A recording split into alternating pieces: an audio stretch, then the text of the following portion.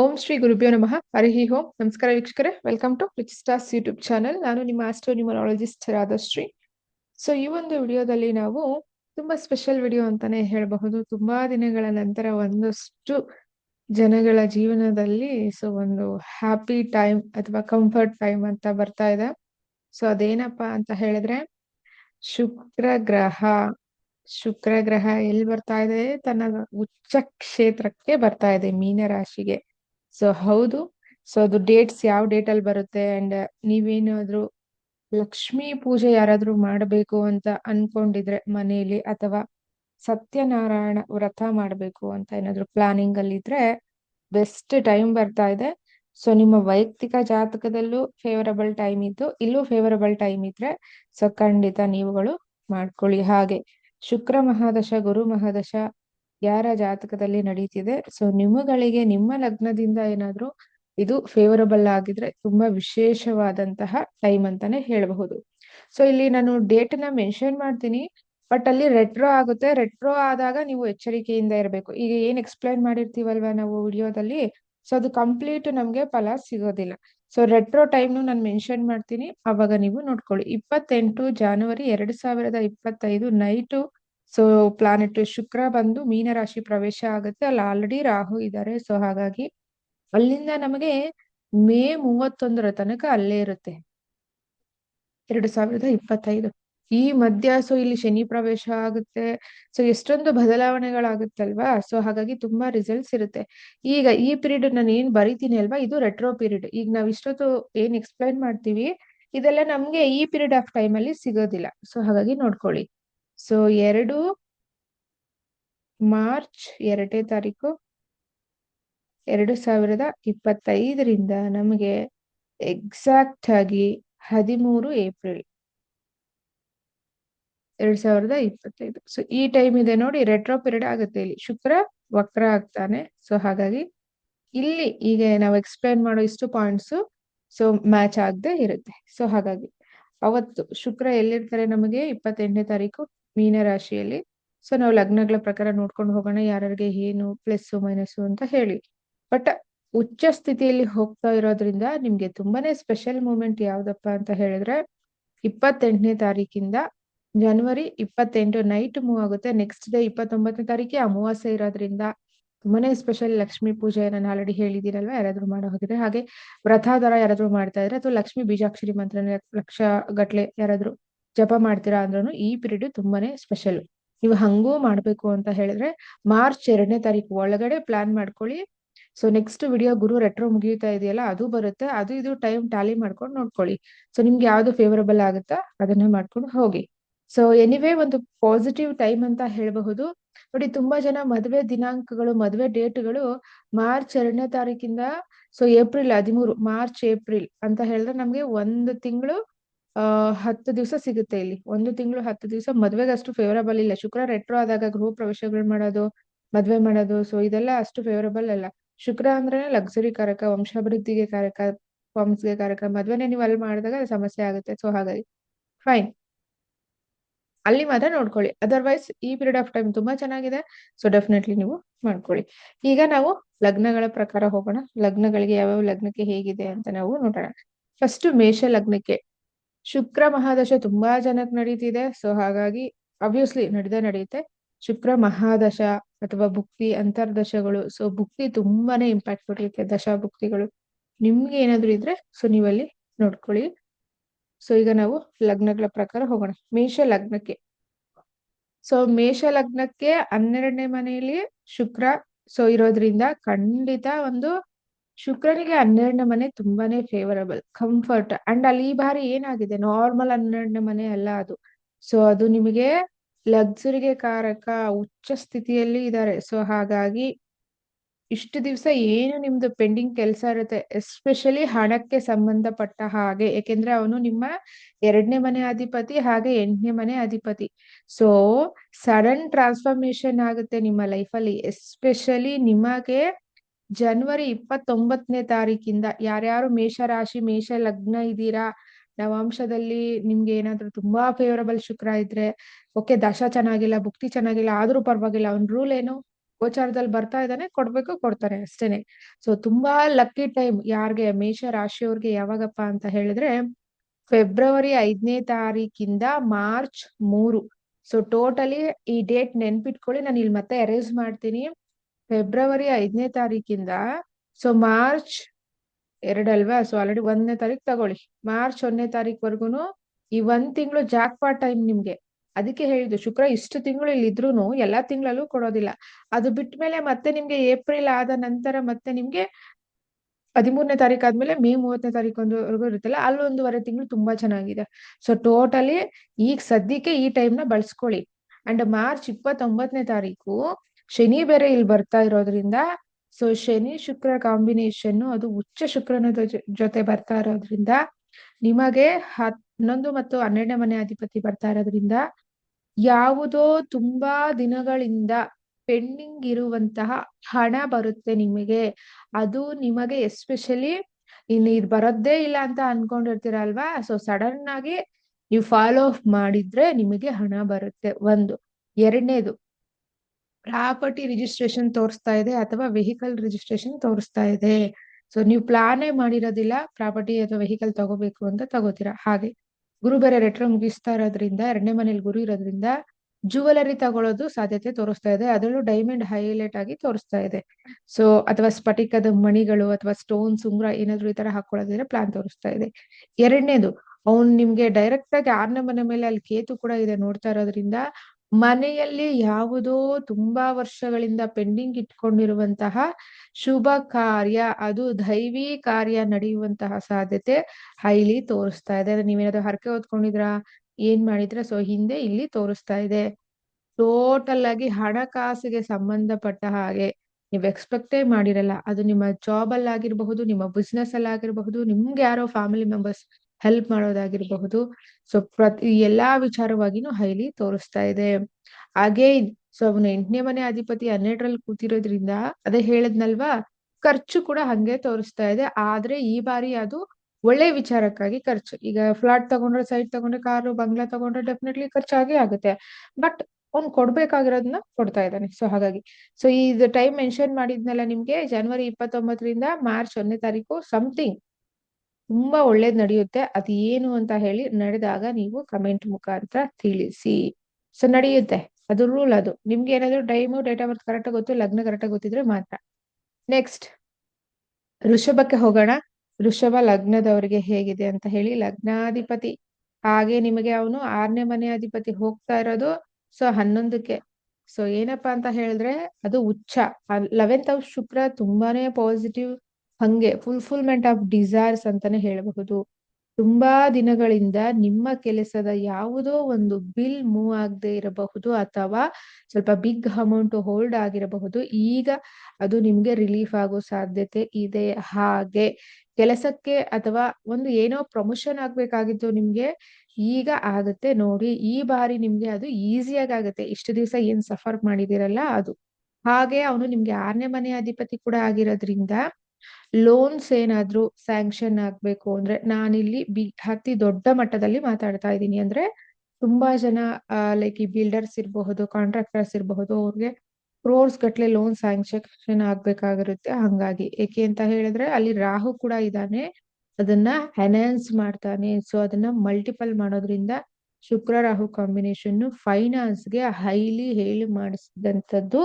ಹಂಗಾಗಿ ಈಗ ಜನಸಾಮಾನ್ಯರಿಗೂ ಒಂದು 5 ಲಕ್ಷ ಲೋನು, 10 ಲಕ್ಷ ಲೋನು ನೀವೇನಾದ್ರೂ ಬ್ಯಾಂಕ್ ಮುಖಾಂತರ ತಗೋಬೇಕು ಅಂತ ತುಂಬಾ ಪ್ರಯತ್ನ ಪಡ್ತಾ ಇದ್ರೆ ಇಲ್ಲಿ ಆಗುತ್ತೆ ನೋಡಿ. ಹಾಗೆ ಜಾಬ್ ಅಲ್ಲಿ ಸಡನ್ ಆಗಿ ನಿಮ್ಗೆ ಪ್ಯಾಕೇಜ್ ಜಾಸ್ತಿ ಆಗಿ ಸೊ ಒಳ್ಳೆ ಕಡೆ ಜಾಬ್ ಆಗುವಂತಹ ಸಾಧ್ಯತೆ ತೋರಿಸ್ತಾ ಇದೆ. ಅದು ಇನ್ಸೈಡ್ ದ ಕಂಟ್ರಿ ಆಗಿರಬಹುದು, ಔಟ್ಸೈಡ್ ದ ಕಂಟ್ರಿ ಆಗಿರಬಹುದು. ಟೋಟಲಿ ಸೊ ವೆರಿ ಗುಡ್ ಅಂತಾನೆ ಹೇಳ್ತೀವಿ. ಹಾಗೆ ಲಗ್ನಾಧಿಪತಿ 11ರಲ್ಲಿರೋದ್ರಿಂದ ಸೊ ನಿಮಗೆ ನೇಮು ಫೇಮು ಬರುತ್ತೆ ಪಬ್ಲಿಕ್ ಅಲ್ಲಿ, ಅಥವಾ ನಿಮ್ಮ ಅಕ್ಕ ಅಥವಾ ಅಣ್ಣನ ಕಡೆಯಿಂದ ನಿಮಗೆ ಹಣಕಾಸಿನ ವ್ಯವಸ್ಥೆ ಆಗುವ ಸಾಧ್ಯತೆ ಇದೆ.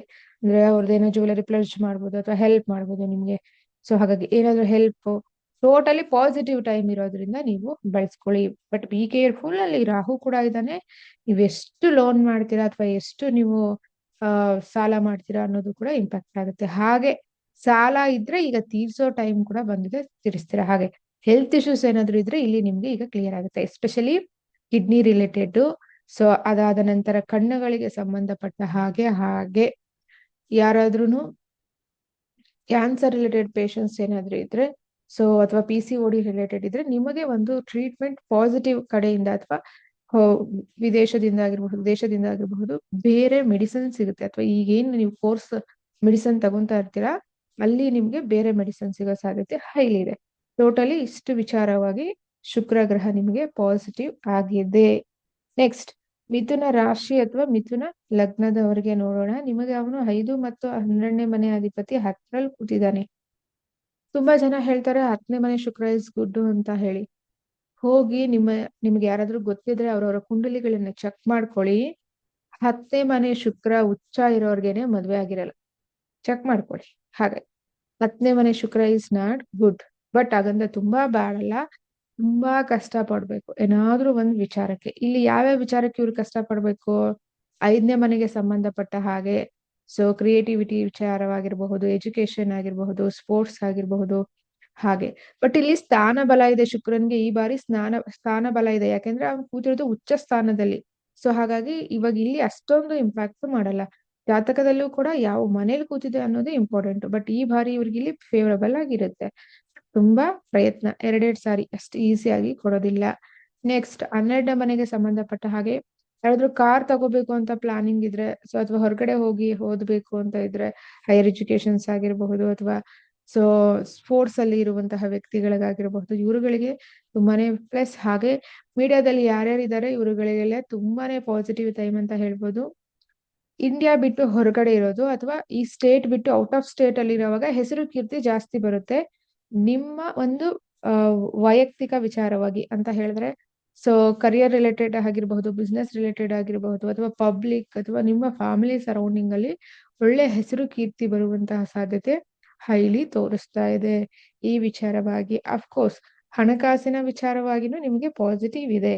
ಶೇರ್ಸ್ ಅಲ್ಲಿ ಯಾರಾದ್ರೂ ಇನ್ವೆಸ್ಟ್ ಮಾಡಿದ್ರೆ ಈ ಒಂದು ತಿಂಗಳು ಅಂದ್ರೆ ಜನವರಿ 29ರಿಂದ ನೋಡ್ಕೊಳ್ಳಿ. ಹಾಗೆ ಬುಧ ಕೂಡ ನೋಡ್ಕೊಳ್ಳಿ, ಕಂಬಸ್ಟ್ ಆಗಿದ್ದಾನೆ, ಬುಧನು ನೋಡ್ಕೋಬೇಕು.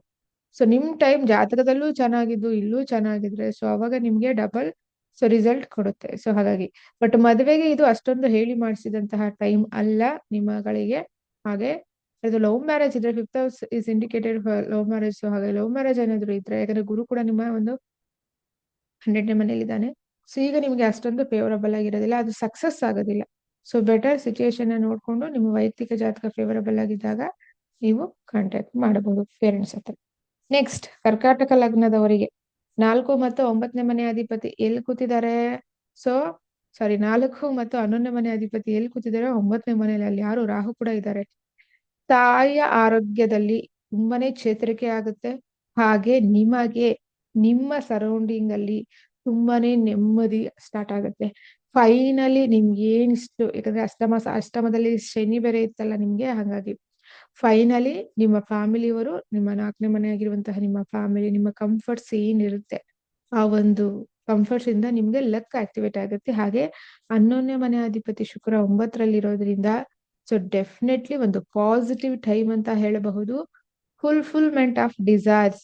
ಸೊ ಯಾರ್ಯಾರು ಕರ್ಕಾಟಕ ಲಗ್ನ ಅಥವಾ ರಾಶಿಯವರು ಇದ್ದೀರಾ, ಸೊ ನೋಡ್ಕೊಳ್ಳಿ, ಜನವರಿ 29ರಿಂದ ಮಾರ್ಚ್ 1ನೇ ತಾರೀಕೊಳಗೆ something miracle is going to be happened.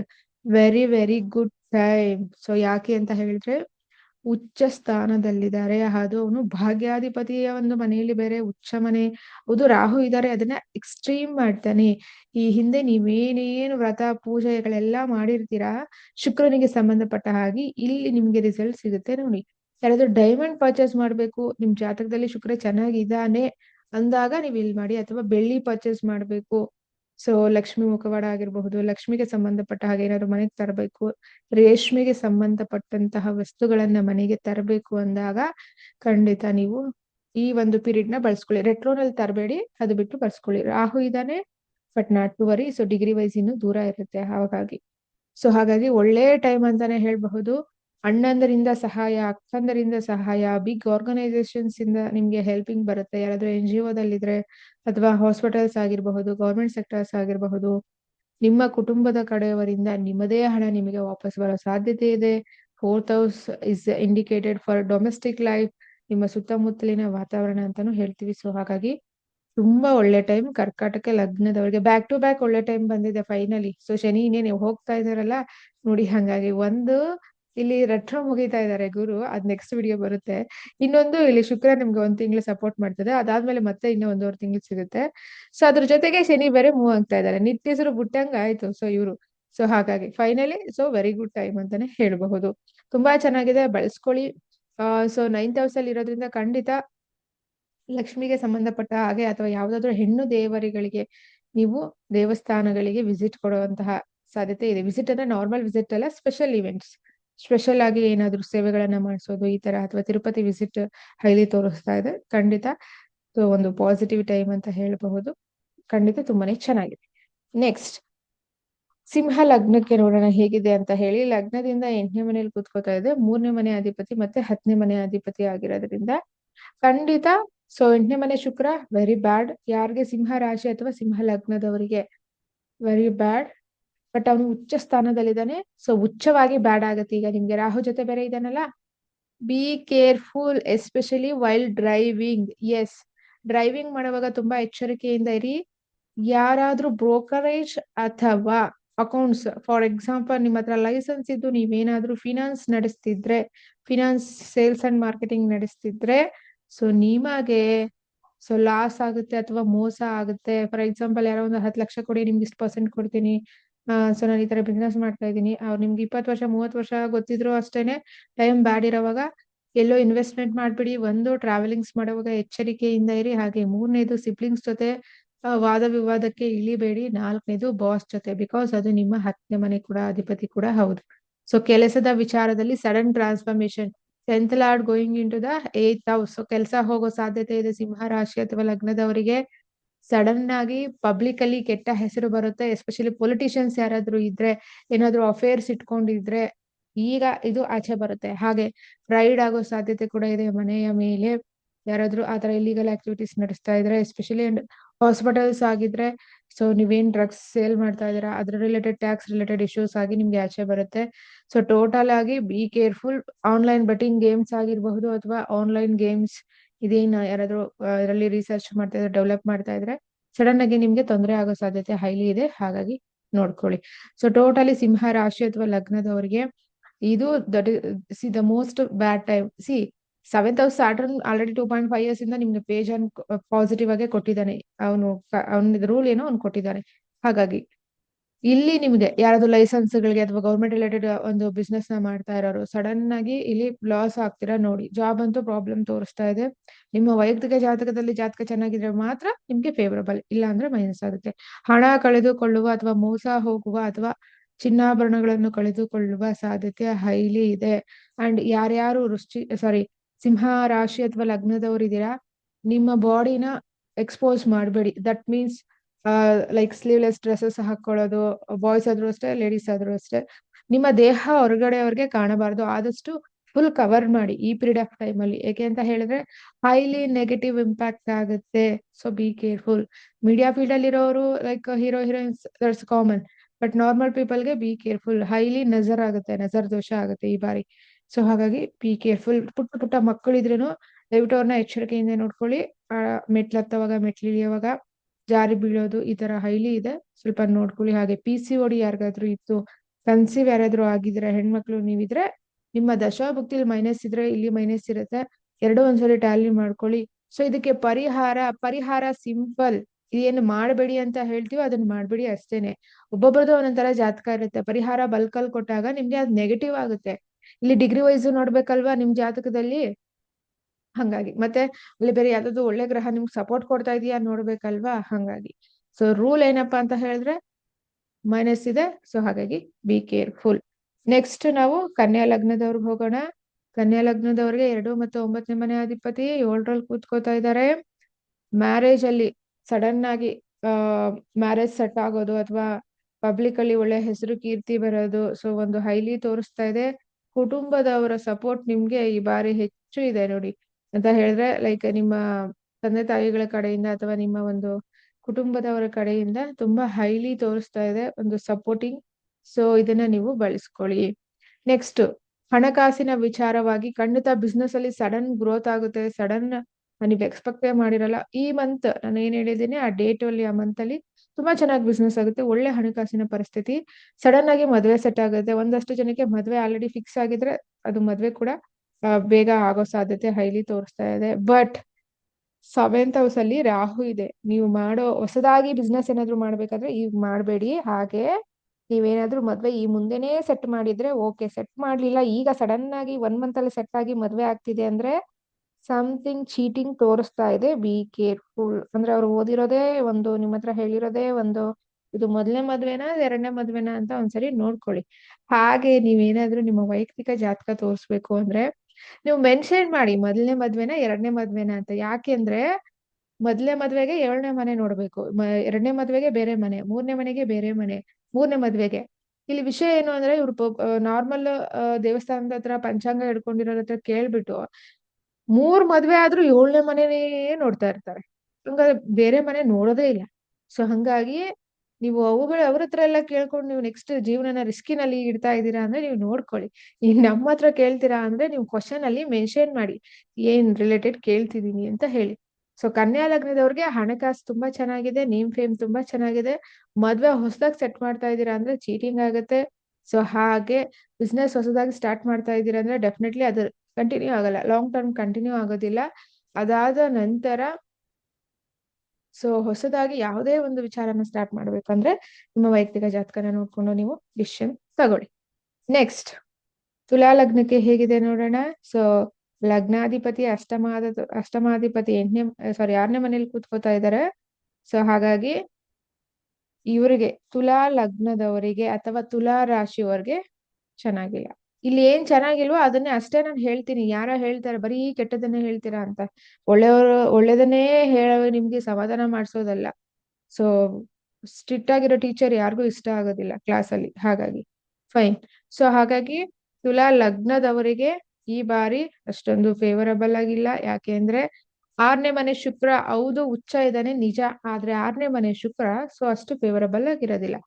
First of all health ನೋಡ್ಕೊಳ್ಳಿ. ಎರಡನೇದು ಸೊ ನಿಮ್ಮ ಒಂದು ಸೀಕ್ರೆಟ್ ಆಗಿ ಏನ್ ಬಿಸ್ನೆಸ್ ಮಾಡ್ತಾ ಇರ್ತೀರಾ, ಫೈನಾನ್ಸ್ ಮಾಡ್ತಾ ಇರ್ತೀರಾ, ಅಥವಾ ಜ್ಯುವೆಲರಿ ಪ್ಲೆಡ್ಜ್ ಮಾಡೋರು ಯಾರಾದ್ರೂ ಇದ್ರೆ ಈ ತಿಂಗಳಂತೂ ದಯವಿಟ್ಟು ಇರಬೇಡಿ. ಇಟ್ರೆ ವಾಪಸ್ ಬರಕ್ಕೆ ವರ್ಷಾನ್ಗಟ್ಲೆ ತಗೊಂಡ್ಬಿಡುತ್ತೆ.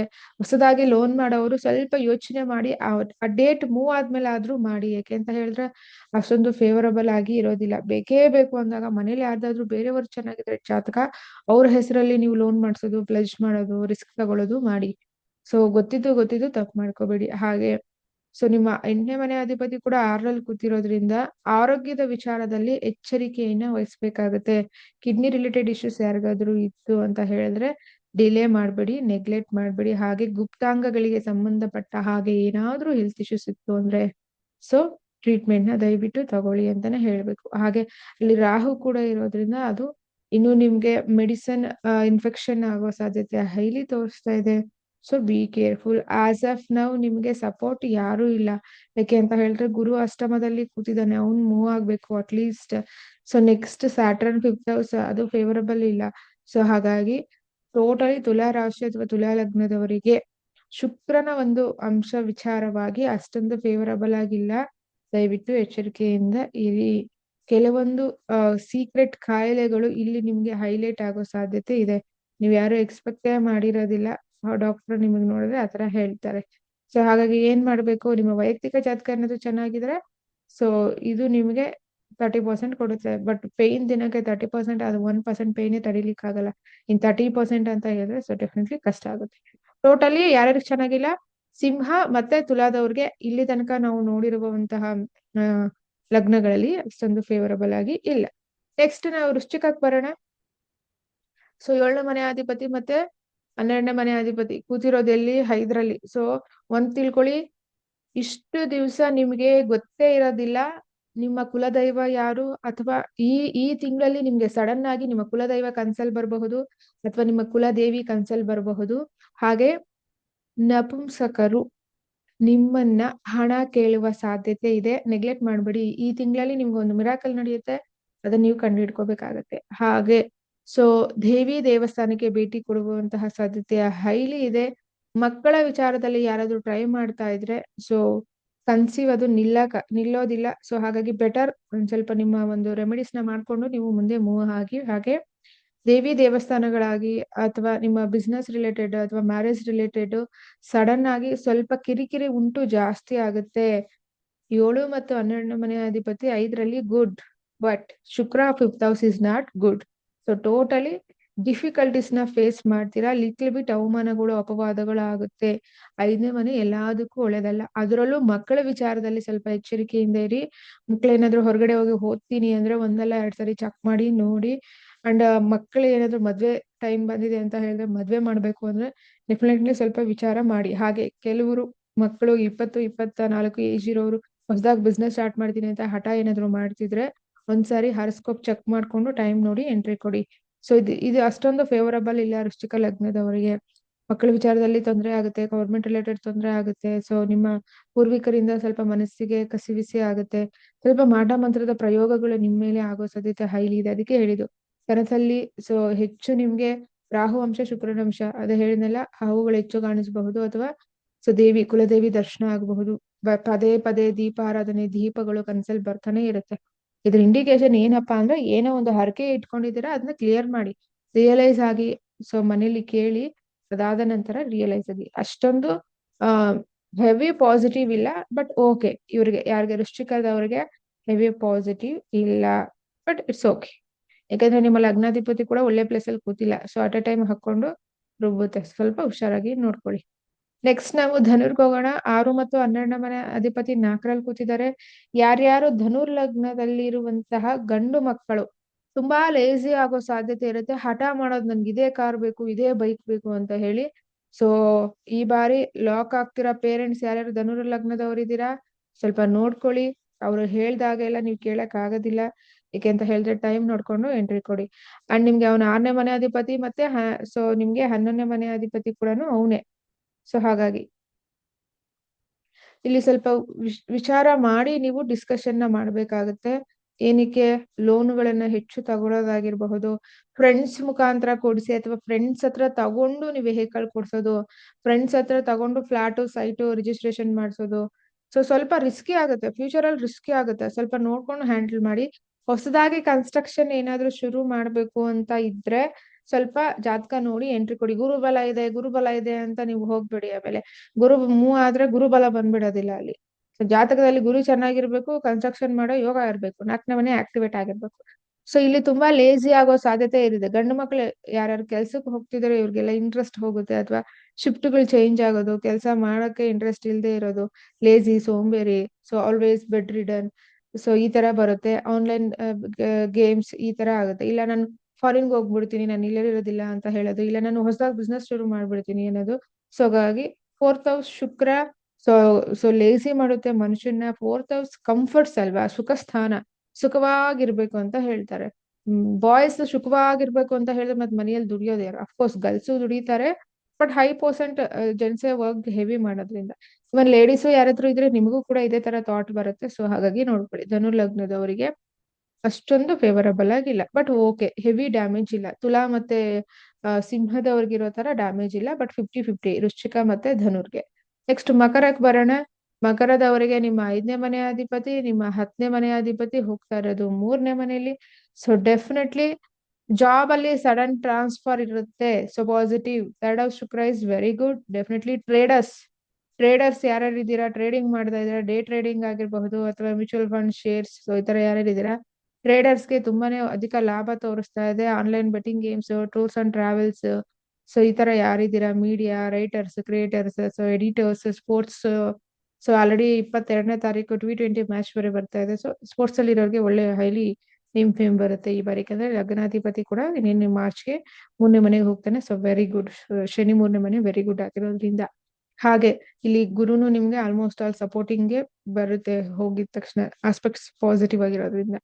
ನೆಕ್ಸ್ಟ್ ಸೊ 3ನೇ ಮನೆಗೆ ಸಂಬಂಧಪಟ್ಟ ಹಾಗೆ ಸಡಲ್ ಸ್ಮಾಲ್ ಟ್ರಾವೆಲಿಂಗ್ಸ್ ತೋರಿಸ್ತಾ ಇದೆ. ಖರ್ಚುಗಳು ಜಾಸ್ತಿ. ಸಿಬ್ಲಿಂಗ್ಸ್ ಕಡೆಯಿಂದ ತುಂಬಾನೇ ಹೆಲ್ಪ್ ಸಿಗ್ತಾ ಇದೆ ನಿಮ್ಗೆ. ಹಾಗೆ ನೈಬರ್ಸ್, ನಿಮ್ಮ ಸುತ್ತಮುತ್ತಲೇ ಇರೋರು, ಇಲ್ಲೊಂದು ಜಾಬ್ ಇದೆ ಮಾಡಿ, ಅಥವಾ ಇಲ್ಲೊಂದು ಬಿಸ್ನೆಸ್ ಇದೆ ಮಾಡಿ, ಅಥವಾ ಇಲ್ಲೊಂದು ಲೋನ್ ಸಿಗ್ತಾ ಇದೆ ನೋಡಿ. ಸೊ ಈ ತರ ನಿಮ್ಗೆ ಗೈಡ್ ಮಾಡ್ಲಿಕ್ಕೆ ಶುರು ಮಾಡ್ತಾರೆ. ಬಟ್ ಅಲ್ಲಿ ರಾಹು ಇರೋದ್ರಿಂದ ಬಿ ಕೇರ್ಫುಲ್. ಅವ್ರು ಯಾವ ಉದ್ದೇಶ ಇಟ್ಕೊಂಡು ಗೈಡ್ ಮಾಡ್ತಾರಂತ ನೋಡಿ.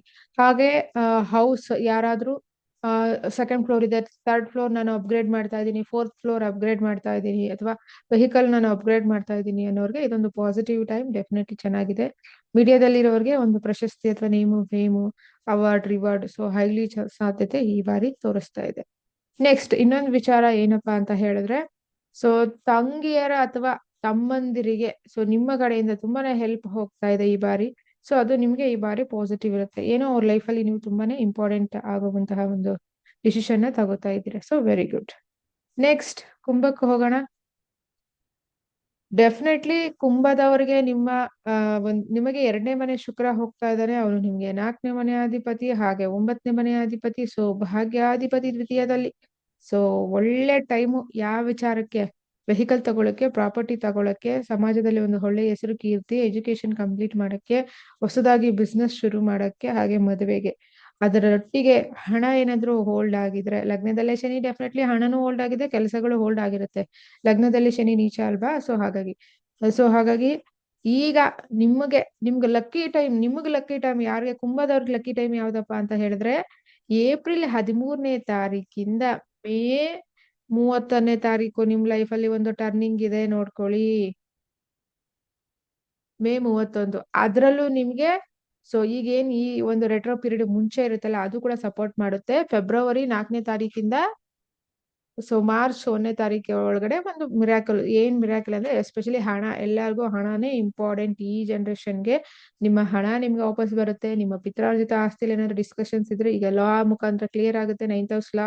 ಹಾಗೆ ಬಾಸಸ್ ಜೊತೆ ಏನಾದ್ರು ಕಿರಿಕಿರಿ ಇದ್ರೆ ಸೊ ಅದೀಗ ಇಲ್ಲಿ ಕ್ಲಿಯರ್ ಆಗುತ್ತೆ. ನಿಮ್ಮ ತಂದೆ ಜೊತೆ ಮಿಸ್ಅಂಡರ್ಸ್ಟ್ಯಾಂಡಿಂಗ್ ಇದ್ರೆ ಅದಿಲ್ಲಿ ಕ್ಲಿಯರ್ ಆಗುತ್ತೆ.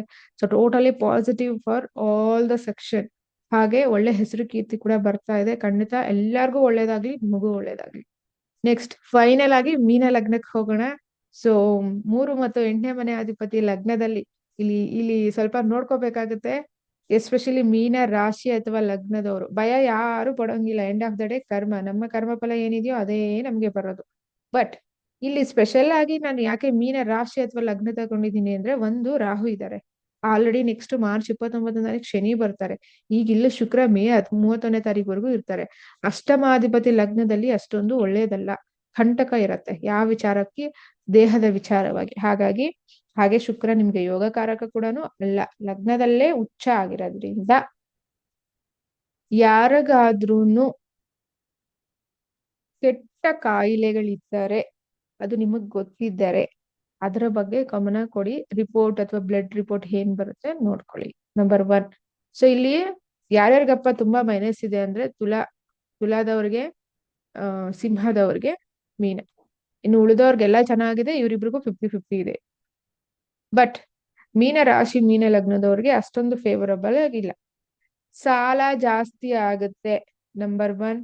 ನಂಬರ್ 2 ಬಂದು ಸೊ ನೀವಾಗೇ ಸ್ವಯಂಕೃತ ಅಪರಾಧ. ಮಕ್ಕಳು ಯಾರಾದ್ರೂ 19 ವರ್ಷದಿಂದ 20 ವರ್ಷ ಮತ್ತೆ ಇದ್ದು ಫೋನಲ್ಲಿ ಹೆವಿ ಅಡಿಕ್ಟ್ ಆಗಿದ್ರೆ ಅವ್ರನ್ನ ಸ್ವಲ್ಪ ಹುಷಾರಾಗಿ ಹ್ಯಾಂಡಲ್ ಮಾಡಿ. ನಿಮ್ಮನ್ನ ಹೆದರಿಸ್ತಾರೆ, ಲೈಕ್ ನಾನು ಸೂಸೈಡ್ ಮಾಡ್ಕೋತೀನಿ ಹಾಗೆ ಹೀಗೆ ಅಂತ. ಅವ್ರನ್ನ ಕೂಲ್ ಆಗಿ ಹ್ಯಾಂಡಲ್ ಮಾಡಿ ಪಾಸಿಟಿವ್ ಗಾಡಿ ತಗೊಂಡ್ ಬನ್ನಿ. 1.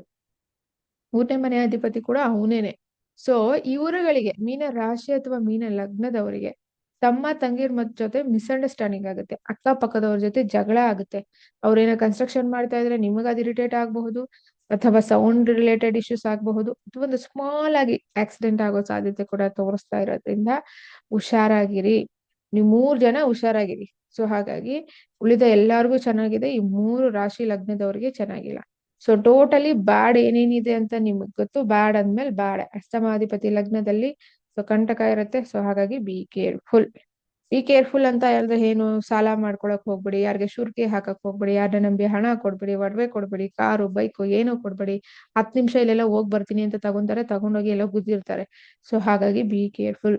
ಕೊಟ್ಟು ನೀವು ಅಪವಾದಕ್ಕೆ ಸಿಕ್ಕಾಕೊಳ್ಳೋ ಬದಲು ಕೊಡದೇನೆ ಅಪವಾದವನ್ನ ಸಹಿಸಿ. ಅಂದ್ರೆ ಕೊಡ್ಲಿಲ್ವಲ್ಲ ಅಂತ ಬರುತ್ತೆ, but it's okay, no problem, ಅದೇ ಬೆಸ್ಟ್. ಈಗ ಡ್ಯಾಮೇಜ್ ಮಾಡ್ಕೊಂಡ್ರೆ ಯಾರಿಗೆ.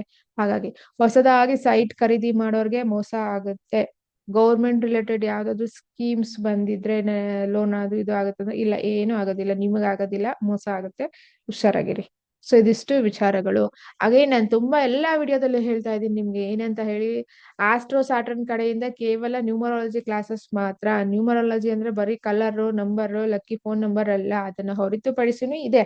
ಇಂಥ ಟೈಮಲ್ಲಿ ಏನ್ ಮಾಡ್ಕೋಬೇಕು, ಪರ್ಸನಲ್ ಇಯರ್ ಪರ್ಸನಲ್ ಮಂತ್ ನಾವ್ ಹೆಂಗ್ ಅಲರ್ಟ್ ಆಗಿರ್ಬೇಕು. ಸೊ ನೀವೇನಾದ್ರು ಗ್ರೂಪ್ ಪ್ರವೇಶ ಮಾಡ್ತಿದ್ರೆ ಮನೆಗೆ ಹೇಗೆ ನಾವು ಹೆಸರುಗಳನ್ನ ಇಟ್ಕೋಬೇಕು, ಮದುವೆಗೆ ಹೇಗ್ ಡೇಟ್ ಸೆಟ್ ಮಾಡ್ಕೋಬೇಕು ನಿಮ್ಮ ವೈಯಕ್ತಿಕ ಜಾತಕದ ಪ್ರಕಾರ ಅಂತ ಇದೆ. ಬರೀ ಯೂಟ್ಯೂಬ್ ಅಲ್ಲಿ ಬರೋದು ಡೇಟ್ ಆಫ್ ಬರ್ತ್ ಟೈಮಿಂಗ್ಸ್ ಅದಲ್ಲ, ಅದನ್ನ ಬಿಟ್ಟುನು ಇದೆ. ಹಾಗೆ ನಿಮ್ಮ ವೈಯಕ್ತಿಕ ಜಾತಕ ಕೇಳ್ಕೋಬೇಕು ಅಂದ್ರೂ ಫಸ್ಟ್ ನೀವು ರೆಡಿ ಆಗಿ, ನಿಮಗೆ ಏನ್ ಬೇಕು, ನಿಮ್ಗೆ ಕ್ವಶನ್ಸ್ ಏನಿರುತ್ತೆ ಅಂತ ಮೆಂಟಲಿ ನೀವು ಫಿಕ್ಸ್ ಆಗಿ. ಏನೋ ಜಾತಕ ಹೇಳಿ, ಪೂರ್ತಿ ಜಾತಕ ಹೇಳಿ ಅಂದ್ರೆ ಪೂರ್ತಿ ಜಾತಕ ಏನಿರುತ್ತೆ, ಪೂರ್ತಿ ಜಾತಕ ಏನಿರುತ್ತೆ, ಫಸ್ಟ್ ಕರ್ಮಗಳು ಏನಿದೆ ನೋಡಿ, ಆಮೇಲೆ ಜಾಬ್ ಪ್ರೆಸೆಂಟ್ ಏನಿದೆ ನೋಡ್ಕೊಂಡು ಹೋಗಿ, ಆ ದಶ ಕ್ಲಿಯರ್ ಮಾಡ್ಕೊಂಡು ಹೋಗಿ. ಸೊ ಆತರ ಪೂರ್ತಿ ಜಾತಕ ಈಗ ಹುಟ್ಟಿರುತ್ತೆ ಮಗು, ಅದು CM ಆಗುತ್ತಾ PM ಆಗುತ್ತಾ ಅಂತ ಹೇಳಿದ್ರೆ ಅಲ್ಲಿ ತನಕ ನೀವ್ ಇರ್ತೀರಾ ಇಲ್ವಾ ಅಂತ ನೋಡ್ಕೊಳ್ಳಿ. ಸೊ ಹಾಗಾಗಿ ವೈಯಕ್ತಿಕ ಜಾತಕ ಬೇಕು ಅಥವಾ ಕ್ಲಾಸ್ಗೆ ಜಾಯಿನ್ ಆಗ್ಬೇಕು ಅಂದ್ರೆ ಮಾತ್ರನೇ ದಯವಿಟ್ಟು ಕಾಲ್ ಮಾಡಿ, ಇಲ್ಲಾಂದ್ರೆ ಮಾಡಬೇಡಿ. ಹಾಗೆ ಜಾತಕದ ಮೇಲೆ ನಂಬಿಕೆ ಇಲ್ಲದವ್ರು ಮಾಡ್ಲಿಕ್ಕೆ ಹೋಗ್ಬೇಡಿ, ನೋಡ್ಲಿಕ್ಕೆ ಹೋಗ್ಬೇಡಿ. ನಿಮ್ಮ ಮೇಲೆ ನಿಮ್ಗೆ ನಂಬಿಕೆ ಇದು, ಜಾತಕದ ಮೇಲೆ ನಂಬಿಕೆ ಇದ್ರೆ ಡೆಫಿನೆಟ್ಲಿ ಜ್ಯೋತಿಷ್ಯ ಅನ್ನೋದು ತುಂಬಾನೇ ಪವರ್ಫುಲ್ ಆಗಿರುವಂತಹ ಒಂದು ಸಬ್ಜೆಕ್ಟ್. ಈಗ ನೀವು ಇದು ಏನ್ ನೋಡಿದೀರಾ, ನಿಮ್ಮ ವೈಯಕ್ತಿಕ ಜಾತಕದಲ್ಲೂ ಪ್ಲಸ್ ಇದ್ದು ಇಲ್ಲೂ ಪ್ಲಸ್ ಇದ್ರೆ ಲಕ್ಕಿ ಟೈಮ್, ಅದನ್ನೇ ವಿಪರೀತ ರಾಜಯೋಗ, ಇದನ್ನೇ ವಿಪರೀತ ರಾಜಯೋಗ ಅಂತ ಹೇಳೋದು. 10 ಲಕ್ಷ ಪ್ಯಾಕೇಜ್ ಬರೋನ್ಗೆ 15 ಲಕ್ಷ ಪ್ಯಾಕೇಜ್ ಸಿಗೋದು, ಸಂಬಳ ಸಿಕ್ಕಿದ್ರೆ ಅದನ್ನೇ ವಿಪರೀತ ರಾಜಯೋಗ. ಸೊ ಇಲ್ಲಿ ತೋರಿಸ್ತಾ ಇದೆ, ಯಾರ್ಯಾರಿಗೆ ಚೆನ್ನಾಗಿದೆ ಖಂಡಿತ ಒಳ್ಳೇದಾಗ್ಲಿ, ಯಾರಿಗೆ ಸ್ವಲ್ಪ ಮೈನಸ್ ಇದೆ ಸ್ವಲ್ಪ ಅಲರ್ಟ್ ಆಗಿರಿ, ನಿಮ್ಮ ಕುಲದೇವರನ್ನ ಪ್ರಾರ್ಥನೆ ಮಾಡ್ಕೊಳ್ಳಿ. So thank you so much ಇಲ್ಲಿ ತನಕ ವಿಡಿಯೋ ನೋಡೋದಕ್ಕೆ. ನಮಸ್ಕಾರಗಳು, ಧನ್ಯವಾದಗಳು.